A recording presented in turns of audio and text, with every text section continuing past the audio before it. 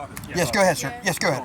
Go ahead, sir. It's all recorded by me. Yeah, You guys have to apologize. I know. I wanted to because it takes 4 months for y'all to disclose public records. I get that. That's I'm why just I kidding. waited for you. Yes, sir. Go ahead, please. Thank you, I'll officer. help you out, okay? Thank you, officer. I appreciate it. Burglary detective stated to call the crime scene text. If they don't answer, to leave a message. So I left a message, gave them the incident number, where you're at, said all your contact information is going to be in this report. They're going to contact you at a future date if they can come out and take prints off of the things that you said. The TVs. That's what the burglary detective advised me to do, okay? To call them and ask if they can come out and do that. Alright? So, the report's going to go to burglary. They're going to have the person of interest of who you gave us. Crime scene text should be getting a hold of you, okay? With that evidence, try to move it as little as possible. I know. Okay, this is ridiculous for you guys too. I get it. This is frustrating for you guys too, ain't it? Try to have limited contact because when the evidence tech contacts you to meet up a time to come do fingerprints, contact will. Will you guys take? Here's what I'm gonna say. Will you guys take the TVs, which were clearly moved, into custody so that there's no adulteration of the evidence? No, we do not do that. Yeah, evidence techs have to do that. And I know it's unfortunate; it takes a while, but we're short-staffed with limited resources, and we have to go to the direction we're given by the detectives. Can you get a supervisor out here, please? No. You can't. Okay, I'll call dispatch. Okay. You got that report number I gave you? I'm sure I do, sir. What is the problem that you're requesting a supervisor for, if you don't mind me asking? It is absolutely, and I understand it's out of your guys' control that you made the calls that you can make. It is absolutely unacceptable that critical evidence of felony, of a dangerous, violent felony, as burglary is not being preserved, is not being properly investigated. Not that you guys haven't done your part, but if detectives aren't coming out here, CPD is failing. Okay. Period. They're failing me as a citizen. They're failing everybody on the street and in the city by letting a motherfucker do that and get away with it. No one's letting anyone get away with it, but things also would have gone a little differently had you told us we were talking to the actual suspect instead of sitting in your car not flagging us down. When we're given limited information when we respond, we don't know all we who have we're is an looking address for. with a possible burglary in progress. That's the only I understand. information that I understand. have. That someone's inside. I understand. That's why we went straight inside. I understand. You know, it's unfortunate that Mr. Jacobs. You said you guys talked to Jacobs when you pulled up. That was who you saw us talking to. Was he buying that property there? Probably. I didn't see you talking to anybody. He was gone by the time I pulled up, but he was here when we left. Yeah, we spoke to a gentleman, but we had no information given to us, so we had no idea that's who the suspect was. I understand. He was also going in and out of a completely different unit. He was going in and out of apartment D upstairs. You guys might want to question the neighbors and see if they saw anything.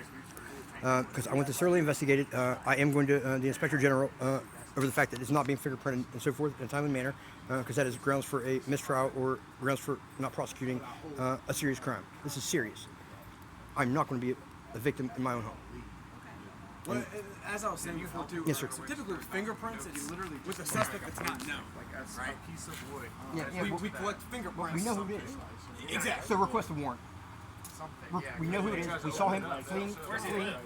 Great. He's homeless at the moment. But We can't file a warrant for an unknown location. no. But you can file an arrest warrant, and when somebody sees him or when he gets questioned, arrest his ass. It happens all the time. I gave it to you guys already. I gave it to you guys his date of birth and his social security number. I had that because he's a former client. He's got a record, so you'll have a picture of him. He's approximately 6'1". You can hear him screaming in the background of the 911 call. His stats yesterday morning when I had to call. I understand you're frustrated, but that's I'm unfortunately outraged. not how our process works, and we made the calls to the detectives, and the detectives are the ones who investigate further.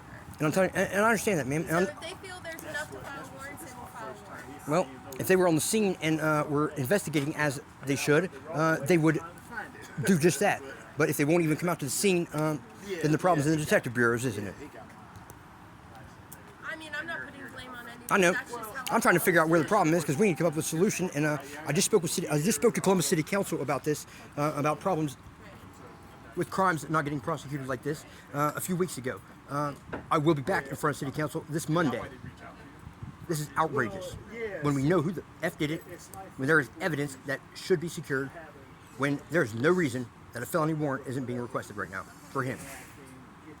And I stand by that, and I'm respectfully insisting that be done. If it's not, I'm going to federal court. I've got a right to be protected as a citizen. Is it yes, sir. Yes, ma'am. And thank you. I have no questions, sir, other than do I have any means of recourse or of addressing a supervisor at this point?